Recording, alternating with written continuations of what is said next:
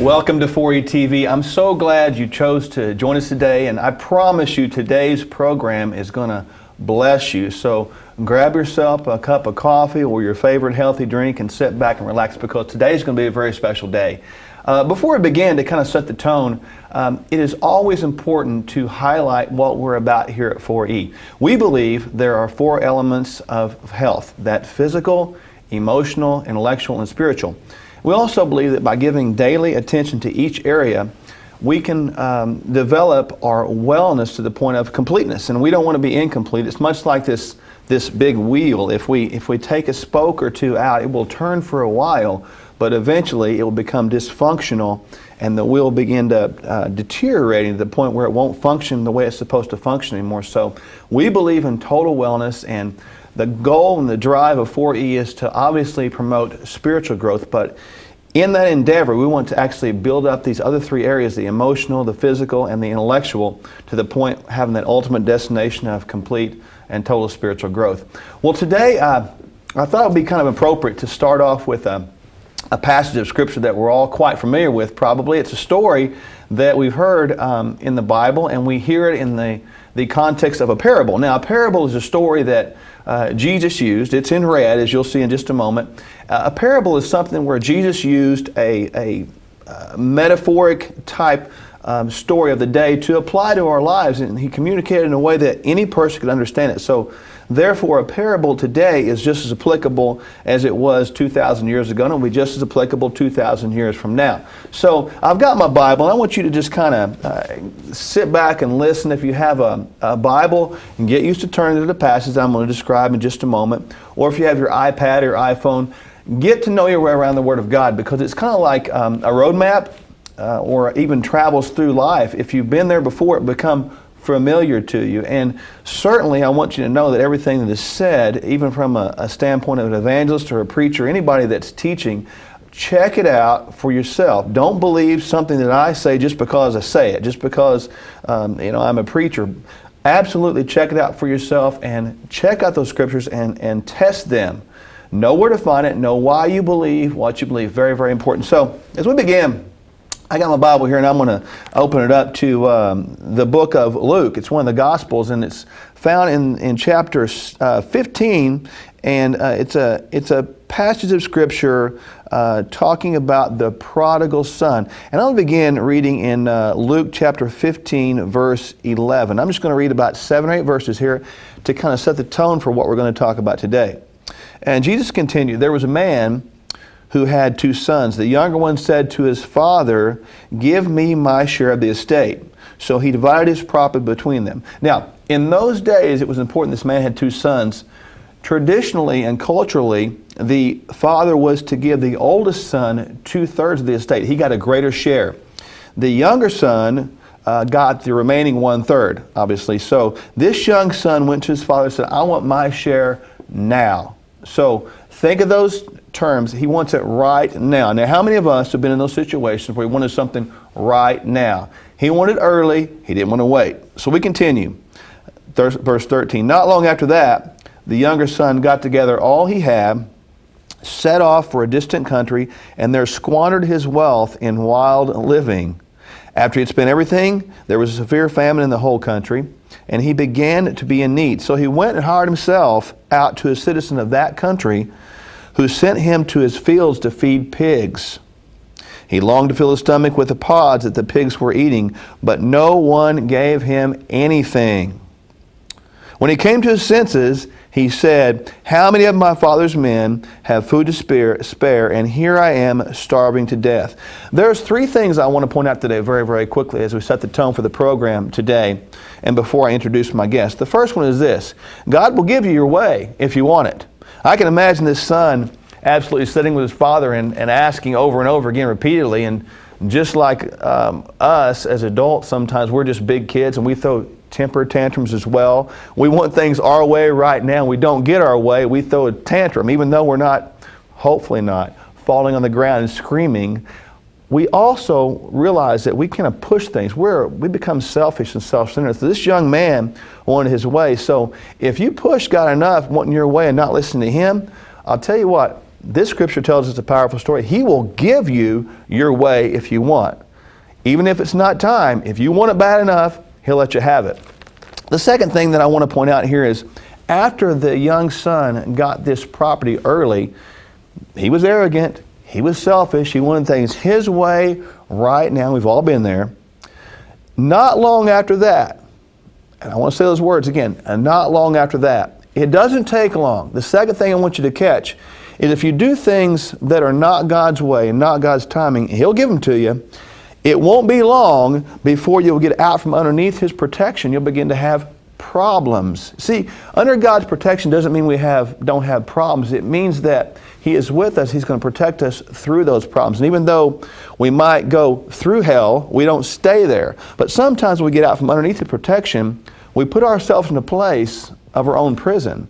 And this young man did that. He got away from God's protection and began to have problems, and the whole bottom came caving in. He hit rock bottom, didn't he? He had everything. He wasted it all. He hit rock bottom. The key thing that I want us to catch, the third thing, is this in verse 17. When he came to his senses. Sometimes we have to hit rock bottom before we come to our senses. And this young man came to his senses. And when he came to his senses, he realized, man, I had it better off back then than I do now. I want to go back there. Now, obviously I won't go on with the whole story. The father later on went and took him back and celebrated that the son was lost and is found. He was dead and is alive. Powerful story. But the thing that I want us to catch here today is, sometimes when we do this, we got to hit rock bottom and we don't listen. We want things our way because we've always done it that way. We think we know better, don't we? So as I transition into the introduction of our guest, does this mentality apply to our physical bodies? You know, the following program is going to be talking about our physical health, and sometimes we want to do things our way. We don't want to listen anymore. With that said, I want to introduce my guest today. It is Dr. Arland Hill. Doctor, thanks for joining me today. I really appreciate it, man. Glad to be here. I'm excited, and I was reading through your bio. We became friends, and you have so many initials after your name. I see DC, MPH, DACBN. Okay, help us out. What does that mean? Yeah, and I think there was actually a design purpose in acquiring some of those credentials, in that, you know, with the DC being a doctorate of chiropractic there, that's really more of a clinical degree. I mean, working with patients day in, day out. But, you know, that's not really all of what healthcare is about. I mean, healthcare has a larger picture too that we have to look at, and that's really more of the public health model behind it. So I really wanted to have not just, you know, the clinical influences that are affecting my patient's health, but I also wanted to look at it from an environmental aspect and see what influences. And really, public health is a good model to do that by. You know, and that kind of led me coming out of school, understanding that the clinical model, there's really got to be a little bit more to it than what we typically think about as traditional healthcare. And it kind of led me down this road into nutrition. And really that opens a lot of doors, because there's a lot of limitations from a nutritional aspect when we start looking at healthcare today, and really being able to fill that need for individuals. It allows me to do a lot of work with a lot of people. Now, I look at these other MPH. What does that stand for? That's Master of Public Health. And DACBN? That's Diplomate American Clinical Board of Nutrition. I have no idea what that means, but anybody that has credentials after a name like this is an expert. So the point being, today I want you to listen, and listen carefully, because today we're going to see information given from an expert in his field, and this is stuff we need to be listening to. We've been doing things our way for so long, and to steal a line from a famous TV personality, how is that working for you? So today I'm going to have Dr. Hill explain a little bit about what he means by this non-traditional medicine, if you will, functional medicine we sometimes like to call it. And Doctor, let me ask you this. We've got to know each other a little bit over the last few months, and became friends. And I'm privileged to call you a friend, and I know you are a believer. And before we begin too much, I want people to hear your story, just briefly, how you came to know the Lord. You know, I grew up in a Christian home, so I had great mentors with my parents. I mean, they definitely put me on the right track. But I think, like most people, you have to go through life and evolve a little bit, and you kind of have to come to it on your own. You know, you can have the right stage set for you, but if you don't ultimately come to it on your own and develop that personal relationship with Christ, then it just doesn't have the same significance and meaning. And I think for me, looking at what talents that I knew that I had been given and figuring out how I was going to use those talents, because, you know, being a Christian means serving people also, right? So, and I look around and I see that I have the attribute or the ability to be able to talk about healthcare and to really share that and to be able to passionately share that. But I see so many people around that are unhealthy and need that care. So I feel like, you know, the way that I am supposed to be out helping the world, or, you know, helping others kind of see Christ, is to spread the message of good health to them. Yeah. Because it allows them to really begin to be able to focus more on the good things of life and not worrying about their health. They can further, you know, if you're always focused on what ailment am I trying to deal with or overcome, then it really limits the amount of attention you can put towards the Word. Yeah. And you view this as your ministry, correct? I really do. I really do. I mean, you know, I don't. The Lord has never called me to stand behind a pulpit or anything like that. It's never been my calling. I feel like what I'm meant to do is to stand in front of people and talk about how healthcare is important to them and what it really means to regain that wellness for them. Well, you know, we hear the term, when I think of a chiropractor, sure, what I'm picturing is this big plastic spine model sitting in an office with a chart behind it, and I'm picturing somebody grabbing my neck, which, by the way, freaks me out, and then they snap my neck both directions. And that just messes with me. I got to be honest with you. Sure, so absolutely. When I go see you sometime, please figure out a different way to do it for this brother. But here's the point: you do more than that. I do. You know, and I think it's really when you look at my profession has a lot of specialties within it. You know, a lot of my brethren, we continue to do musculoskeletal care. We do manipulation. We can certainly do it other ways apart from manual manipulation using the hands. But that's only one aspect of care. You know, it's only, you know, if you look at all the different components that really make us up as a human entity, it's our physical structure is only part of that. We've got this whole biochemical side of it too. And when we talk about that, that's really where the nutrition begins to fit in. And when you were mentioning earlier the diplomate status, you know, that was for me where I felt like I had a drawing towards. That was what my passion was. And we get, you know, unlike traditional allopathic medical training, there's not really much emphasis put on nutrition. Well, that is actually a part of the core curriculum for chiropractors. So I just wanted to be able to take it and go to another level with it, and what I've done over time is be able to specialize in that now. So, you know, we really look at it from more of a true scientific basis, where we're trying to apply nutrition on where you truly need. We define what your needs are, as opposed to, well, you know, here's a good diet, or here, try a few supplements. It's really not that model. So we use the term, I guess we'd say alternative medicine sometimes, and that kind of freaks people out when they're thinking that's some strange, mystical, far out, non-factual, non-science-based approach.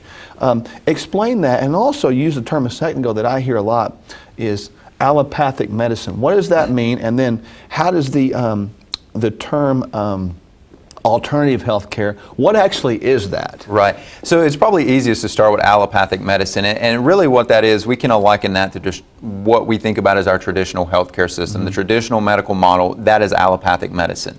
You know, when you talk about alternative medicine as a part of that, the naming really begins to insinuate that you've got one entity over here with traditional allopathic medicine, and you've got something completely alternative on the other side, and you've almost got to choose between the two. And really, we're kind of starting to get away from the naming alternative, and we're really going more towards complementary or integrative medicine. And I think that's a far better terminology, because it doesn't make you feel like you got to choose sides. right? It's the two working together, because there's certainly some benefits by traditional allopathic medicine, but yet there are definitely some things that other healthcare entities have the ability to bring in to complement a person's health. And that's where we look at, with the complementary and integrative aspects, you look at, you know, the nutritional aspects, you can look at a dietary component to it, the exercise component, just general lifestyle things that are not really talked about in the allopathic medicine model. Yeah. But yet we all completely understand that they're so core to our overall well-being. I think it seems like today that people have become so dependent upon a medicine, and not to say a pharmaceutical drug is a bad thing. There's purposes, and Dr. Hill will explain that, but he uses the words complementary and integrative, meaning it's putting the whole package together, every piece together to actually form a whole. And his desire, his calling, and his mission, if you will, is to give people that experience in life state of wellness, to be well, to be free from these sicknesses, the illnesses, and educating people to become a better them, to make their quality of life higher and the quantity of life hopefully longer. Am I on the right path, understanding you're what absolutely you're saying? on the right track with that. Now, I'm a big lifter type guy. Sure. You know, I've lifted a few weights in my day. How does that fit in with this integrative medicine you're doing?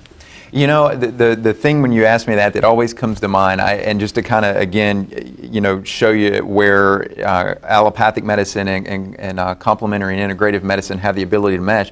When I lecture to other professionals sometimes, and we're talking about whether it's blood sugar complications, insulin resistance, diabetes, those types of things, I always jokingly start out with them and say, look, there are two things that none of us in this room are going to disagree about, which is pretty uncommon in a room full of healthcare providers. Yes.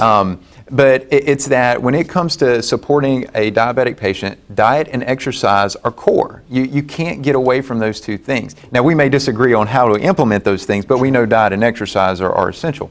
So to your question on, you know, where does exercise resistance training fit in? Well, we're dynamic individuals. We're meant to move. So when you look at, you know, with something like weight training, you know, obviously we use the weight to impose a stress on our body, but it's a temporary stress. It's by no means a chronic stress. So when we impose that temporary stress, it actually causes our body to adapt to it. And by that adaptation process, we get positive hormonal responses from it. And really, when you look at a lot of the indicators for overall health and well-being, they improve by applying resistance training or other forms of exercise. I love that, because I've experienced this when I've exercised, and it's important that everyone understands that the physical training aspect is designed to strengthen the muscles to move the bones more efficiently. That's what muscles do. Their muscles are tied by a tendon of the bone, and they pull the bones. Muscles pull. But doctor, as I asked this question, I think we're talking about activity. I've experienced this idea that when I do activity, I feel better. Not just physically, but something happens to me emotionally and mentally. What is that, and why is that? You know, I got to tell you, the thing that immediately comes to mind for me when you say that is that when you look at, if you think about the least ideal mental state, maybe depression, you know, when we're just not feeling ourselves. But if you look at the medical literature and what is one of the best interventions to help depression, it's exercise. Wow. It's probably one of the more researched actual interventions, and it shows very positive benefit. A lot of us will think about with runners talking about getting a runner's high when they've gotten into their running for a long period of time and how good they feel. But really, you don't have to go to anywhere near that extreme to generate those same benefits. I mean, even shorter duration activities that are done consistently causing consistent stimulation of some of those feel-good chemicals are really what are going to support and nourish our brain and help improve our overall mental emotional state. Now, the chemicals you're talking about specifically that are produced, are we talking serotonin? We're talking about serotonin, and even to the extent that you look at producing a little bit of dopamine, epinephrine, norepinephrine, these are actually going to be some of your feel-good chemicals too, right? Yes. So, and you look at it even more, and you kind of think about, well, people that tend to train a lot, they tend to be more motivated individuals. They tend to be doing other things within their life as well that they kind of got the ball rolling for themselves. Well, part of that is because of their exercise neurons, when they secrete those chemicals, they're stimulating those aspects of their brain chemistry that tells them, look, you want to go be more active. You are a motivated individual. You want to take on more within reason. That makes a lot of sense, because I find that some of the people I've dealt with in ministry and even wellness in general as I speak, the ones that are extremely depressed, extremely down, recluse, withdrawn, Right. They typically don't maintain a consistent activity lifestyle. Right. They're just kind of sporadic, and I find that in my life, even if I take a leisure walk, that does the same thing for me. And that's the Right. point. Not everybody needs to be a bodybuilder. Trust me, don't go here. It's difficult, it's demanding. So I'm saying it's just about activity, making activity a part of your life, Right, correct? right. That's absolutely what it's about. You know, and like I mentioned, it doesn't take a lot to generate secretion of those chemicals that make us feel better, that improve, you know, our overall mental state. How do we hear the term supplements all the time? You mentioned those type of things. I guess some people would call them nutraceuticals. Correct. What is that? How do those fit into this? I mean, isn't food good enough? You know, food might have been good enough at some point in the past, but really when you look at how we've over-farmed our lands and really some of the things that we've done to our overall food industry, food really doesn't have the same nourishing value to it that it used to. Now, granted, if you're trying to isolate organic sources and things like that, they're better, but a lot of times they're still not going to be enough. I always kind of jokingly talk with my patients sometimes. We do some testing in my practice where we're actually looking to identify nutrient deficiencies, and I get the same question, but I always jokingly say to them, you can't eat your way out of a nutrient deficiency. Ooh, so nice. at that point, you've really got to have something to act as an adjunct there, and that's where the supplements or the nutraceuticals are going to have a role at. And like I said very early on, it's really about defining what that need is. It's not about just, hey, I read an article and this may be good for me. It's about, well, do you really have a true individual need for that particular supplement?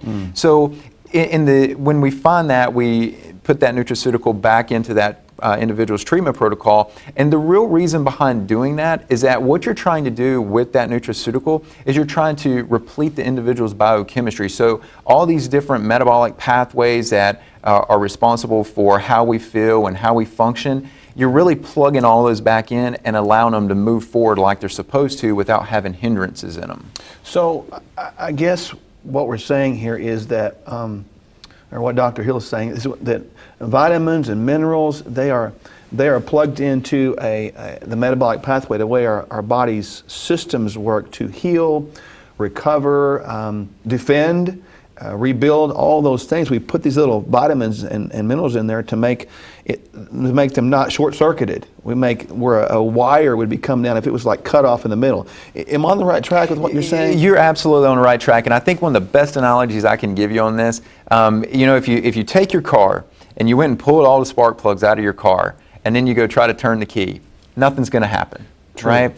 So I think about these vitamins and minerals and some of these different metabolites as being like the spark plugs for our body. So when you put those back in, you know, they're a small little cofactor to the whole process, but they're important. So when they're back in, the system can begin to move forward like it's supposed to again. So then all these metabolic pathways, as you're saying, our body's systems in which it operates correctly are in turn operating efficiently the way they're supposed to, and therefore our foods work better, our digestive systems work better, our musculoskeletal system works better. Absolutely. And all those things. So it's fascinating to think about what you do versus what I thought you did. You know, the more I've talked to you, it's been really cool to understand how it all fits together, and I can certainly understand why it's your passion. Now, your practice is based out of Houston, correct? It is. We're actually about halfway between Houston and Galveston. Yep. And we've been there for several years now. And, you know, it's home, so you know there's a lot of work to do down there and trying to get that message out. But yes, that's where I'm at. Well, I'm hopeful that everyone will check out, you know, Dr. Hill's, you know, his practice. Check out the website and visit them and often. And I'm going to ask you, we didn't plan this, but I got so many more questions. Would you join me next show as well? And we'll want to continue the discussion because I have some questions about a area of our health that I think people will find enlightening. Would that be okay? I'd love to. Well, I appreciate that, and I always like to kind of wrap up the program. It's much with regret I wrap this program up today because, man, Dr. Hill's been a blessing, but I wanted to highlight just a couple things real quick. You've seen me many times talk about this activity session of the DVDs. Now, these things are actually doctor endorsed. Chiropractic doctors, just like Dr. Hill, actually endorse and utilize these in their offices. And before you get the wrong idea, this is totally about building a bridge between sedentary activity and actually exercise. I mean, some people want to know, where do I start? Well, you start here. This is for people that if you can walk, you can do it. Trust me, it's that easy. This is a basic, very, very simple. You can get those on our website. A lot of great testimonials. They're simple to do, and if you can walk and you can do it, you'll have a great time. 22 minutes is all it takes for the very first activity session. This is 1 month. We actually have an intermediate and an advanced. The advanced is more like you would traditionally see as an exercise program, but go through each first a couple times before you're actually getting into exercise, because I don't want you to get hurt or anything like that. And also, people ask me all the time, how do you go? How are you supported? I mean, we have a for-profit side called 4E Fitness. You can go there at our website, and you'll see some nutraceuticals, as Dr. Hill spoke about. You'll also see the DVDs. You'll see some helpful blogs there. I'll actually provide a link on there to Dr. Hill's website. This episode of 4E TV will be on there soon enough. We also have a nonprofit side entitled 4E Foundation. Your ability to give and support us through giving, through prayer, through partnership, it is indescribable. It is necessary to help us go to do school assemblies, to do outreaches, to go on mission trips, to travel around the world and preach and proclaim the gospel and the whole idea of health. So those gifts are tax deductible as the law allows, and I appreciate your joining us today. And today I want you to be encouraged. Dr. Hill will be back with us the next program, and I know you won't want to miss it. It's going to be amazing and fantastic because I have some really cool things we're going to talk about. But I want you to just go away today blessed and know that I love you and Dr. Hill loves you. God bless you.